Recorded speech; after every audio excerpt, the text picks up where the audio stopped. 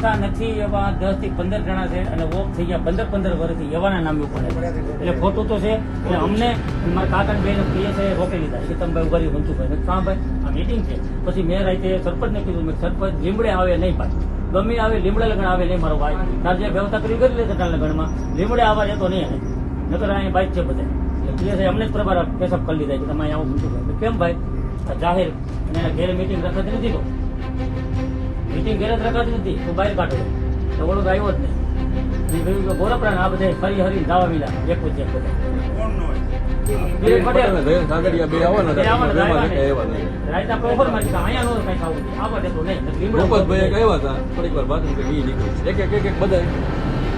ચાલુ કરી દીધું ખબર પડી ગઈ અંદર 30 જણા હતા અને 150 જણા એટલે ધીમે ધીમે કઈ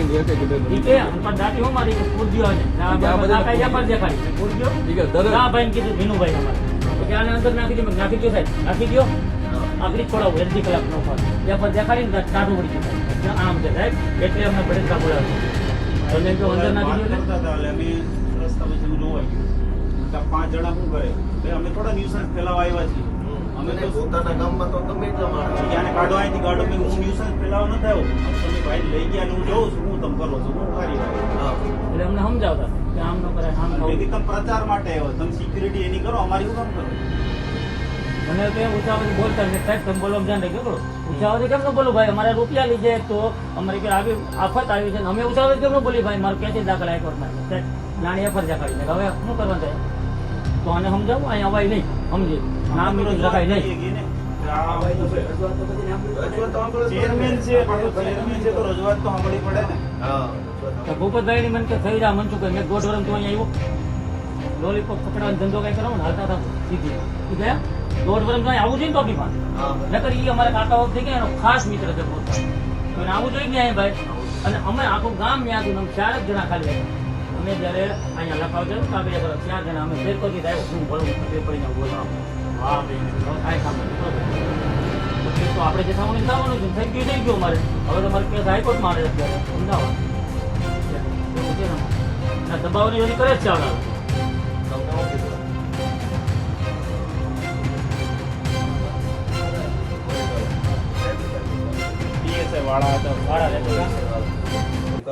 નહીં એમ એ તો પ્રેમથી વાત કરી ધમકાવવાની કઈ વસ્તુ એટલે એને એમ કે આ ત્યાં જહાજ બાઈક છે મને પકડી લીધા પેલા કે તમે સમજો અને તમારી જે રજૂઆત હોય કે તમે મને કયો હું ત્યાં પુગાવી દઉં બરોબર છે એટલે ધાવાટાને એવું કીધું કે તમે મને જ ખુદને કીધું હતું એ કે સાહેબ તમે વાત કરી લો સાહેબ આવે છે એ આમ વૈયા ગયા ઓલા આમ વૈયા ગયા સાહેબ કોઈ એવું નહીં એક એક કરીને બધા નીકળી ગયા તમે અહીંયા તમારે બધું પૂરું થઈ ગયું સાહેબ ભાઈ કોઈ એવું નહીં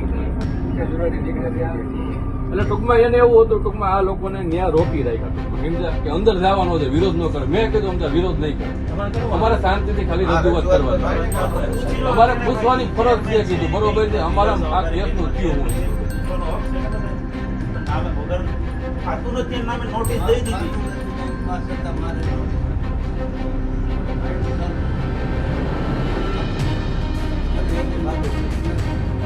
એમાં તો 10-15 જણા છે સાહેબ અને મહાનમાં હું 15 વર્ષ એના નામ આવું તો એના નામ લઈ લીધા જો નહીં પૂરું થઈ ગયું નામ આવે અમારી પાસે તરત દેખાડો ને નામ આવે ક્યાં આપણી ખબર અમારે પાસે બધું કમ બોલો હોય અમારે રાખવો જ પડે એટલે આવડા લોકો ગુંડાગીરી પૂરેપૂરી કરે છે કરવાના છે હવે એને સામું થવાનું છે આપણે તમારે ખાતું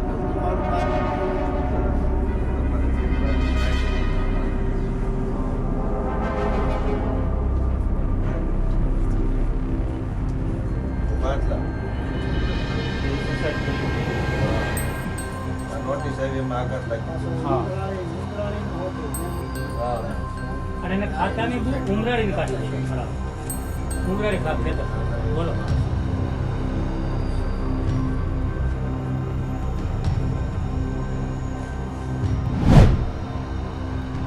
હિરાણ લીધેલ જ નથી ખાતું ખોલાવેલ નથી તો એ 2 માં 8 લાખ રૂપિયા આવ્યા ખાતું જ નથી ખોલે ખાતું જ નથી તો 8 લાખ કોણે લઈ લીધા 16 લાખની નોટિસ આવી હવે ઉઘરાણું બેંક કરે 16 લાખ નોટિસ આવી ને તમારી બે વાર આવી હતી હા ભલે બોલી ગયા બધી વાત હા હા મારે એ રીતે થયું છે.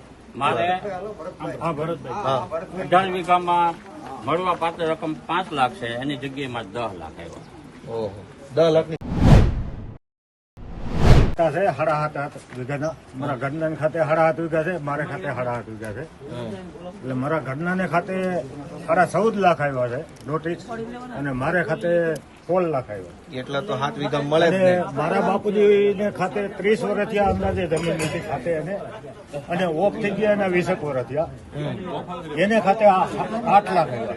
જે બાપા એટલે ઓફ થઈ ગયા છે. હા ઓફ થઈ ગયા 20 વર્ષ ઓફ થઈ ગયા એના થયા, અને 30 વર્ષ થયા તો એને ખાતે જમીન નથી, હા અને 20 વર્ષ થયા ઓફ થઈ ગયા એને ખાતે 8.5 લાખ આવ્યા. વાહ. 20 વર્ષ પહેલા જે માણસનું મૃત્યુ થઈ ગયું છે એના ખાતામાંથી 8 લાખ રૂપિયાનું ધિરાણ જુનાગઢ જિલ્લા સહકારી બેંકના માણસોએ મેળવી લીધું.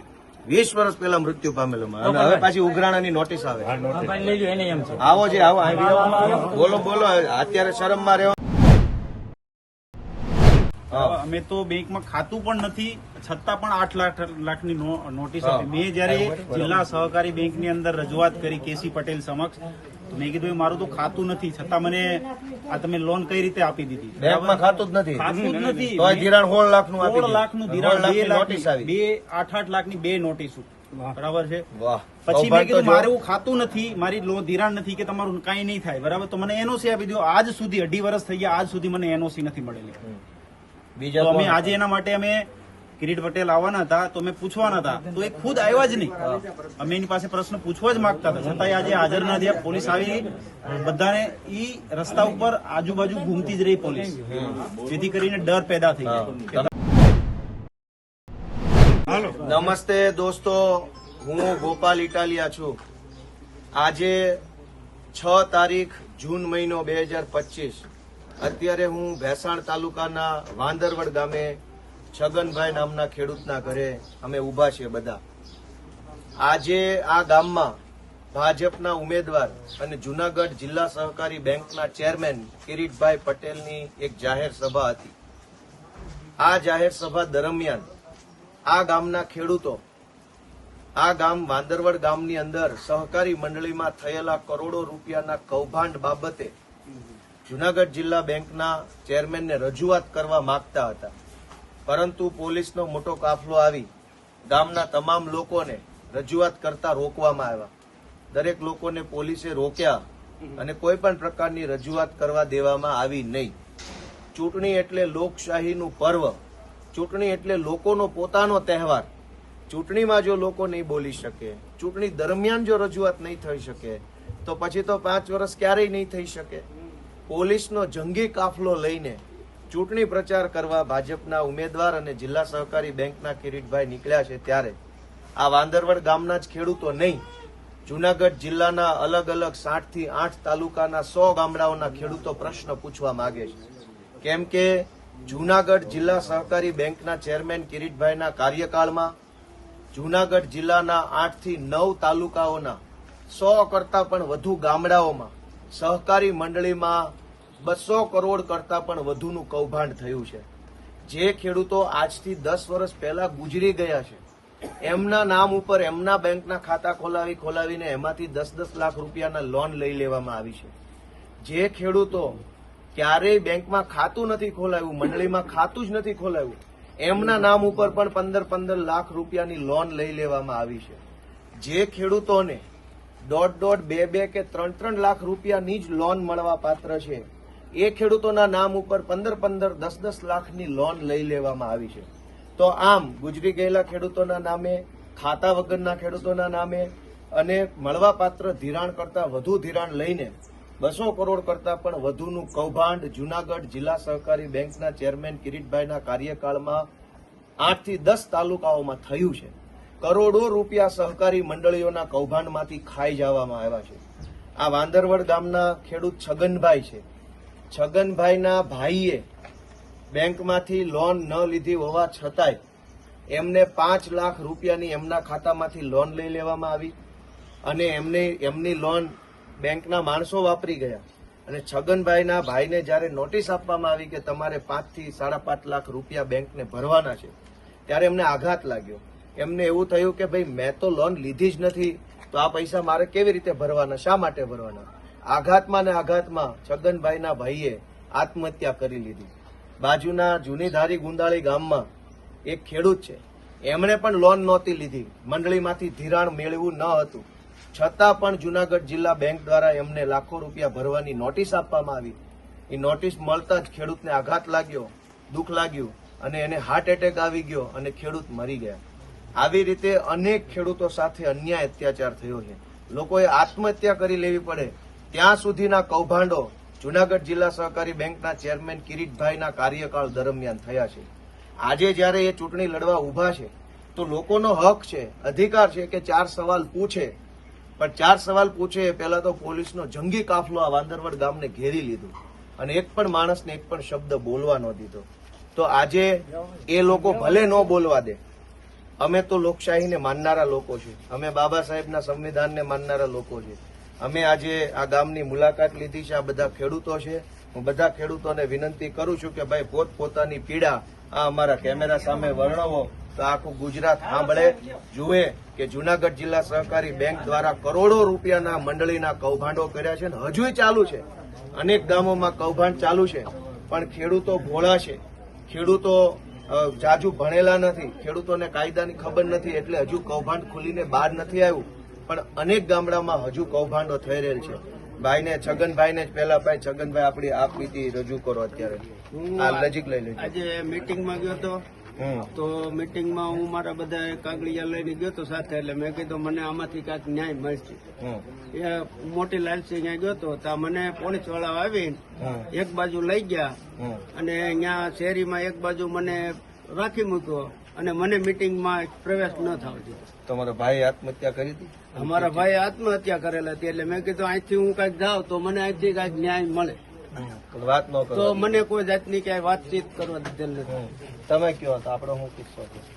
આપણે એ જ કહીએ, બીજું હું કહી દઉં. હા કહેજો. વાંદરડ ગામે આવવાના હતા કિરીટ પટેલ, પણ અમને પૂરેપૂરું અમે કિરીટભાઈને જોયા પણ નથી અને આવ્યા પણ નથી. આખા ગામને હેરાન કર્યું. 2 કલાક આવું કરીને ખીજડેથી પાછા વહી જાય લોકો, અને આ કૌભાંડ હોય ને અહીં જાતાય નથી અને આખું ગામ ભેગું કર્યું. તો બોલો, કૌભાંડ હોય ને હકીકત જાતાય નથી, અહીંથી આમ પરબારા ગોરપરા વહી ગયા અને અહીંયા આવ્યા નહીં, કારણ કે જ્યાં કૌભાંડ કર્યું ત્યાં આવી તો નથી શકવાના.